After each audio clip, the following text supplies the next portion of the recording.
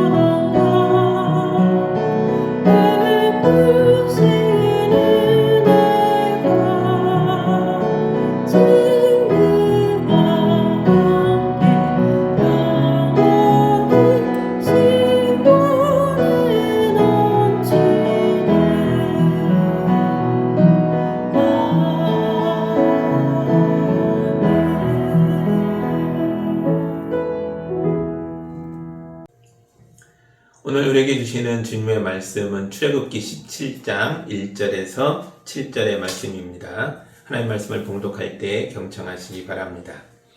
이스라엘 자손의 온 회중은 신광야를 떠나서 주님의 명령대로 진을 옮겨가면서 이동하였다. 그들은 르비딤의 진을 쳤는데 거기에는 백성이 마실 물이 없었다. 백성이 모세에게 마실 물을 달라고 대들었다. 이에 모세가 당신들은 어찌하여 나에게 대드십니까? 어찌하여 주님을 시험하십니까? 하고 책망하였다. 그러나 거기에 있는 백성은 몹시 목이 말라서 모세를 원망하며 모세가 왜 그들을 이집트에서 데려왔느냐고 그들과 그들의 자식들과 그들이 먹이는 집짐승들을 목말라 죽게 할 작정이냐고 하면서 대들었다. 모세가 주님께 부르짖었다. 이 백성을 제가 어떻게 해야 합니까? 그들은 지금이라도 곧 저를 돌로 쳐서 죽이려고 합니다. 주님께서 모세에게 말씀하셨다. 너는 이스라엘 장로들을 데리고 이 백성보다 앞서서 가거라. 그리고 나일강을 친 그 지팡이를 손에 들고 가거라. 이제 내가 저기 호렙산 바위 위에서 너희 앞에 서겠으니 너는 그 바위를 쳐라. 그러면 거기에서 이 백성이 마실 물이 터져나올 것이다. 모세가 이스라엘 장로들이 보는 앞에서 하나님이 시키신 대로 하였다. 이스라엘 자손이 거기에서 주님께 대들었다 해서 사람들은 그곳 이름을 무리바라고도 하고 또 거기에서 주님께서 우리 가운데 계시는가 안 계시는가 하면서 주님을 시험하였다고 해서 그곳의 이름을 마사라고도 한다. 아멘. 잠깐 기도합니다. 사랑하는 하나님 아버지, 광야의 백성이 목마를 때 하나님을 원망했던 장면을 봅니다. 우리 삶에서도 힘들 때 이런 순간이 있을까 두렵습니다. 말씀을 깊이 들여다보고 깨우쳐서 하나님을 더 사랑하고 은혜 가운데 나아갈 수 있도록 인도하여 주옵소서. 예수님의 이름으로 기도합니다. 아멘. 오늘은 사순절 세 번째 주일입니다. 오늘 우리에게 주신 말씀은 광야에서 목이 마른 사람들에게 은혜의 물을 내주신 그런 말씀입니다. 오늘 말씀을 통해서 우리를 위해 십자가를 지신 예수님의 뜨거운 사랑을 다시 한번 묵상하시기 바랍니다. 이제 1절을 볼까요? 이스라엘 자손의 온 회중은 신광야를 떠나서 주님의 명령대로 진을 옮겨가면서 이동하였다. 그들은 르비딤의 진을 찾는데 거기에는 백성이 마실 물이 없었다. 이스라엘 자손이 신광야를 거쳐서 르비딤에까지 와서 진을 칩니다. 여기까지 오게 된 게 그냥 온 게 아니고 하나님이 다 인도하셨다 이렇게 말해요. 르비딤은 히브리어 라파드에서 온 말입니다. 이 라파드는 쓰러지지 않게 지탱해 준다라는 뜻을 가지고 있습니다. 그러니까 르비딤이란 곳은 광야를 건너는 사람들이 쓰러지지 않도록 붙들어 주는 곳, 강하게 지탱해 주는 곳, 이런 의미입니다. 이곳이 바로 광야의 오아시스였던 거죠. 이스라엘 백성이 가지고 있던 물이 신광야에서 다 바닥났습니다. 어른들은 마지막 한 모금의 물을 아이에게 먹이며 말했겠죠. 르비딤에 가면 샘물이 있대. 그러니까 얘들아 조금만 더 힘내자.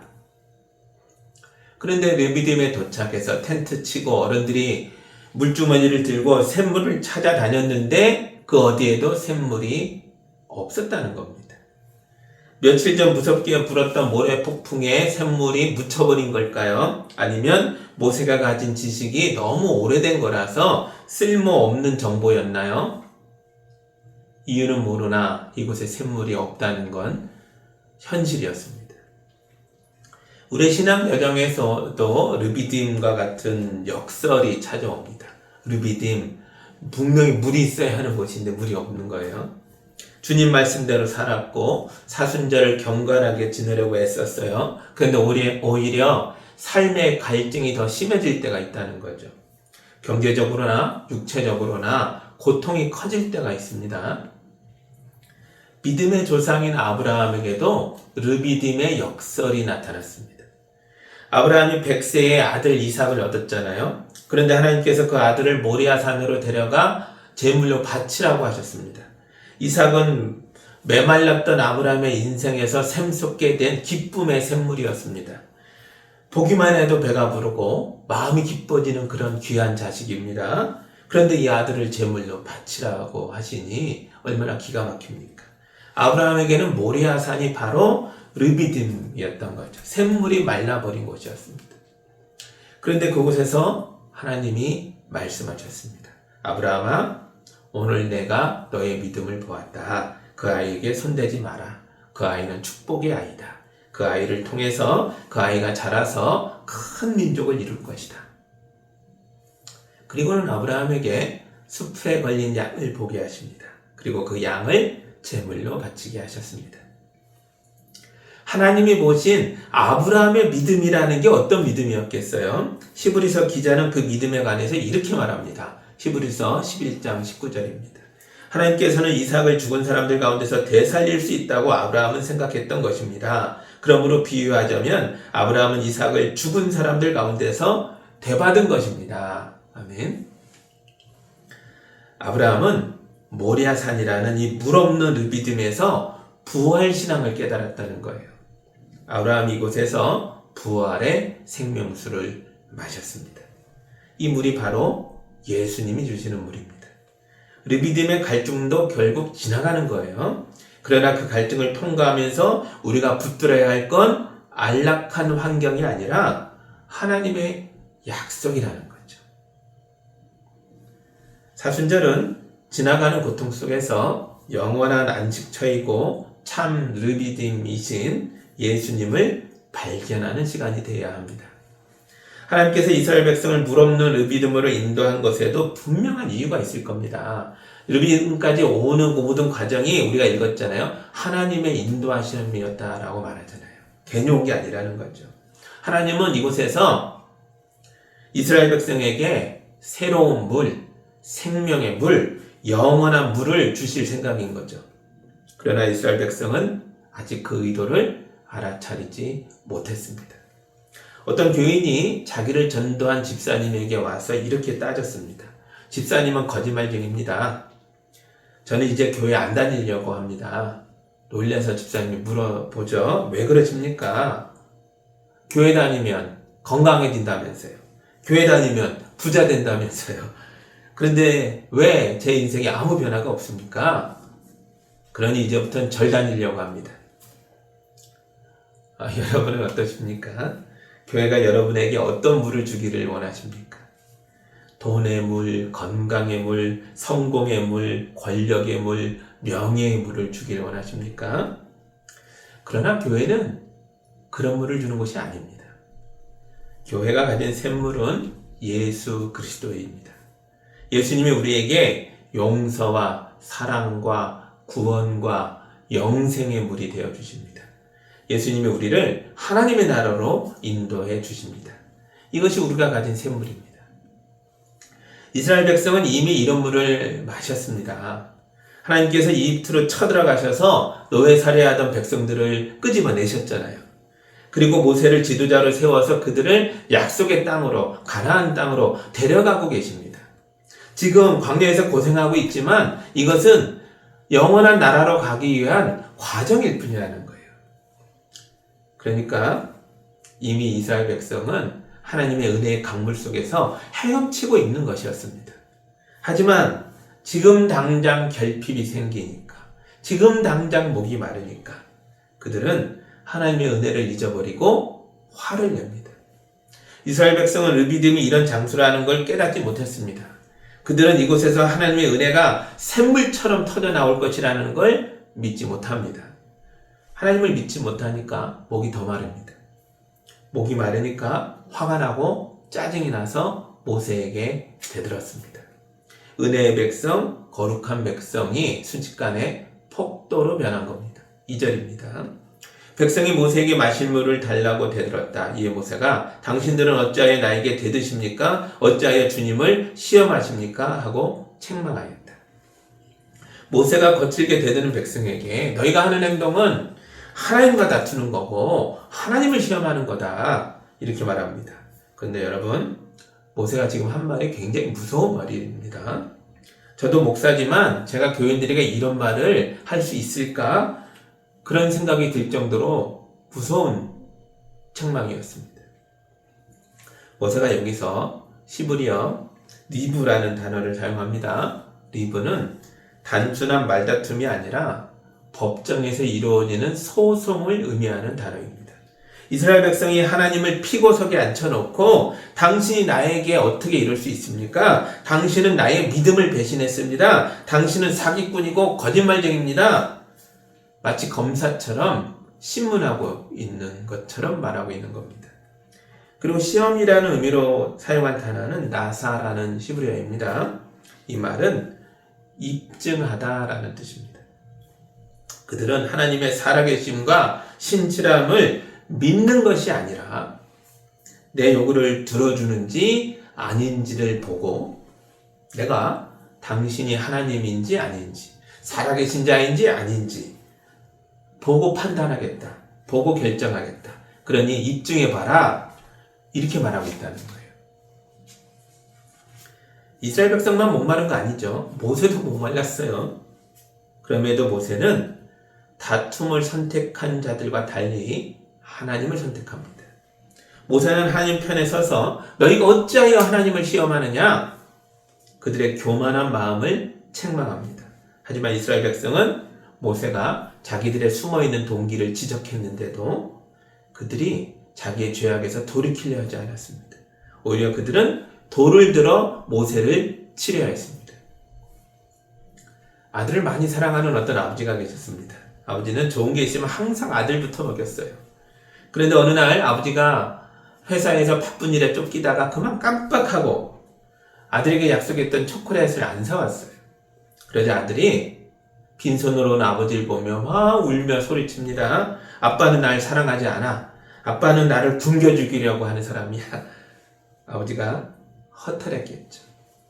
오랫동안 이 아이에게 사랑을 쏟아 부었는데 초콜릿 하나 때문에 부정당했기 때문입니다.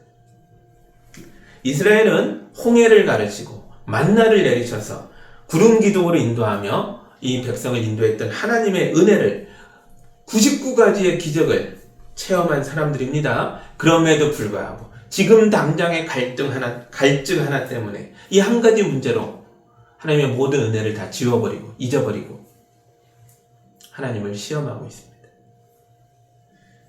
놀이동산에 가면 사격장이 있습니다. 공기총으로 표적을 맞추면 인형을 주는 그런 사격장입니다. 많은 사람이 도전했지만 인형 받는 사람이 많지 않잖아요. 다 따가면 뭐 장사가 되겠습니까? 그러니 표적을 명중해서 인형을 따면 그 사람은 정말 기분이 좋겠죠. 하지만 그 기분이 얼마나 가겠습니까? 우리 인생의 표적도 그렇습니다. 우리가 세상에서 얻을 수 있는 것들은 잠깐 기쁠지 모르나 모두 지나가는 것들입니다. 잠깐 소유하지만 모두 안개처럼 결국 사라지고 말 것입니다. 세상의 유행과 가치를 기준으로 우리의 목표를 삼으면 그 목표는 결국 다 허망해질 겁니다.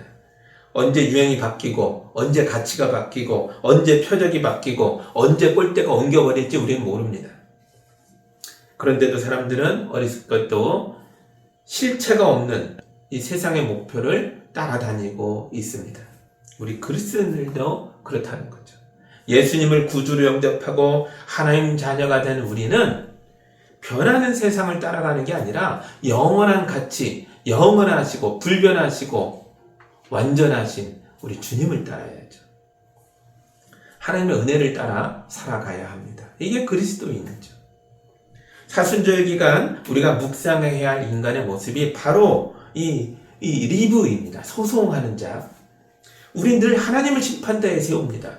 하지만 정작 심판대에 서야 할 사람은 우리 자신이잖아요. 죄인 우리가 서게 되는 것이잖아요. 사순절은 하나님을 시험하는 검사의 자리에서 내려와서 문을 열고 주님을 영접하고 맞아들이는 회개의 자리로 서야 하는 것을 깨닫는 시간이 되어야 합니다. 위기에 처한 모세가 부르짖자 드디어 하나님이 등장하셨습니다. 그런데 하나님이 베풀어 주시는 방법이 너무나 특별했습니다. 5절입니다. 주님께서 모세에게 말씀하셨다. 너는 이스라엘 장로들을 데리고 이 백성보다 앞서서 가거라. 그리고 나일강을 친 그 지팡이를 손에 들고 가거라. 아멘.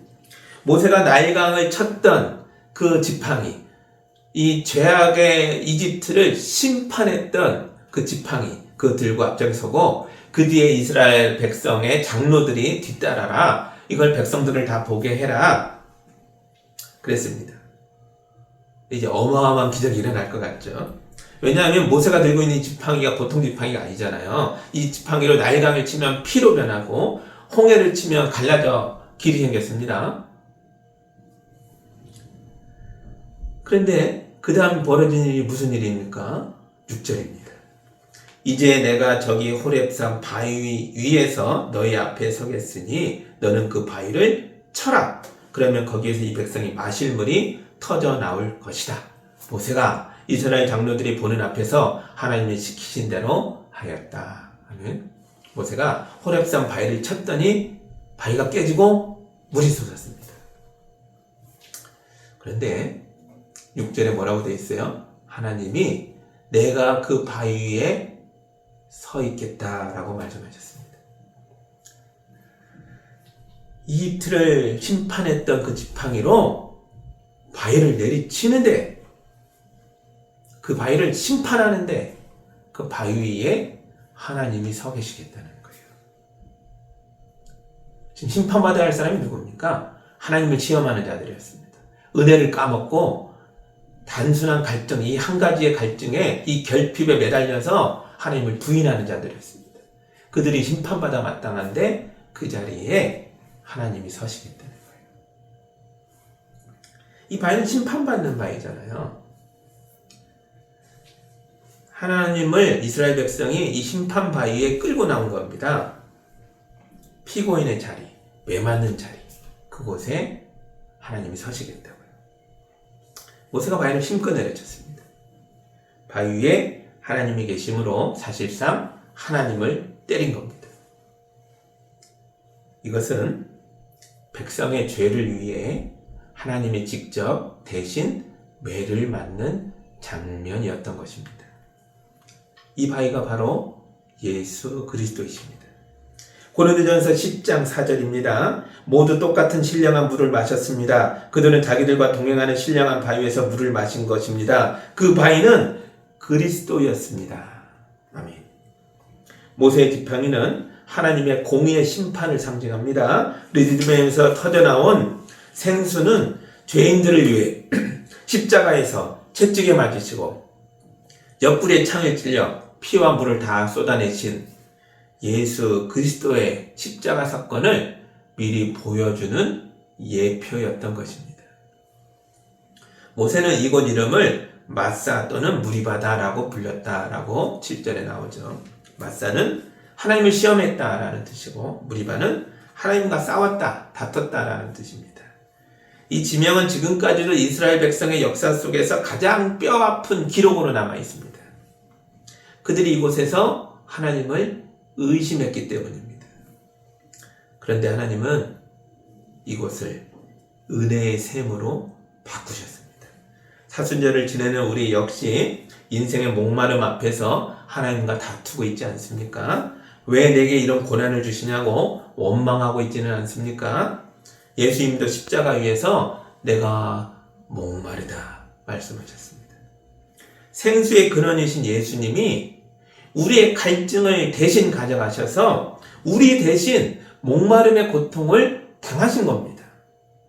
내가 맞을 자리에 예수가 맞았고 내가 찢길 자리에 예수가 찢겼고 그리고 내가 목마를 것을 대신해서 우리 주님이 목말라 하셨다고요. 그러므로 우리는 더 이상 하나님을 시험해 볼 필요가 없습니다. 예수님이 이미 십자가 위에서 하나님의 사랑을 증명하셨습니다. 확증하셨습니다. 물론 우리 삶에도 르비딤과 같은 갈증이 또 찾아오겠죠. 경제적인 결핍, 건강의 위기, 관계의 갈등이 찾아올 수 있습니다. 하지만 우리는 십자가의 샘물을 이미 마신 사람들입니다. 우리는 반석에서 흘러나오는 은혜의 샘물을 이미 소유했습니다. 그래서 인생의 결핍 앞에서 우리는 결코 두려워하지 않을 것이고 떨지도 않을 겁니다. 현대선교의 아버지라 불렸던 윌리엄 캐리 선교사가 계십니다. 이분이 인도에서 평생 수십 년 선교하셨는데요. 이분의 가장 위대한 업적 중에 하나가 성경을 그들의 언어로 번역한 거예요. 그런데 수십 년 동안 노력해서 그들의 언어로 성경을 번역을 했고 사전도 만들었거든요. 그들의 언어로 성경을 읽을 수 있도록 사전도 만들었어요. 그런데 그걸 만들고 쌓아놨던 인쇄소에 불이 나가지고 화재로 다 타버렸어요. 함께 번역했던 동료들이 절망했습니다. 일부는 하나님을 원망하기도 했어요. 이거 하나님이 하자고 했는데 이게 다 타버렸습니다. 수십 년 노력한 게 다 잿더미가 됐어요. 그러고 있는데 윌리엄 캐리가 이 잿더미 위에서 이렇게 기도합니다. 주님, 제가 너무 제 스스로의 업적에 기댔나 봅니다. 주님, 처음부터 다시 시작하겠습니다. 이 시련은 더 완벽한 성경 번역을 만들라는 주님의 뜻인 줄 믿습니다. 결과적으로 새로 만들어진 번역본은 이전 것보다 훨씬 더 정확했습니다. 바위가 깨져야 물이 나왔던 것처럼 우리의 계획과 자아가 깨질 때 하나님의 진짜 역사가 시작되는 것입니다. 이번 사순절 여러분의 르비딤은 어디에 있습니까? 목마름의 현장에서 하나님을 시험대에 세우지 마세요. 대신 나를 위해 깨어지신 반석 대신 예수 그리스도께 나아가시기 바랍니다. 예수님이 주시는 생수는 결코 목마르지 않습니다. 인생의 결핍 앞에서 담대하게 하나님을 예배하는 성도들이 다 되시기를 우리 주님의 이름으로 축복합니다. 아멘. 기도하겠습니다. 공의의 지팡이 대신 맞으심으로 우리에게 생명을 주신 예수님, 사순절 기간 동안 우리의 엉망 섞였던 기도가 감사의 찬송으로 바뀌게 하여 주옵소서. 내 결핍에 집중하기보다 나를 위해 십자가 위에서 목마르다 외치셨던 주님의 사랑에 집중하게 하여 주옵소서. 반석에서 흐르는 생수를 마시며 다시 일어서게 하여 주옵소서. 예수님의 이름으로 기도합니다. 아멘.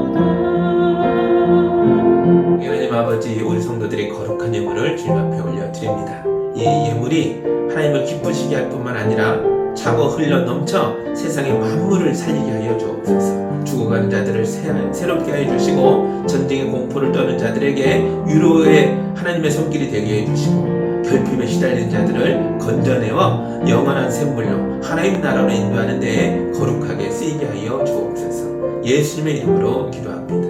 아멘. 이제는 우리 주 예수 그리스도의 은혜와 우리 하나님 아버지의 크신 사랑하심과 성령의 인도하심과 교통하심이 결핍을 넘어 바위를 깨뜨리고 터져나오는 생수를 마신 자로 예수님의 이름으로 나아가는 모든 성도들 위해 이제로부터 영까지 함께하기를 간절히 축원하옵나이다. 아멘.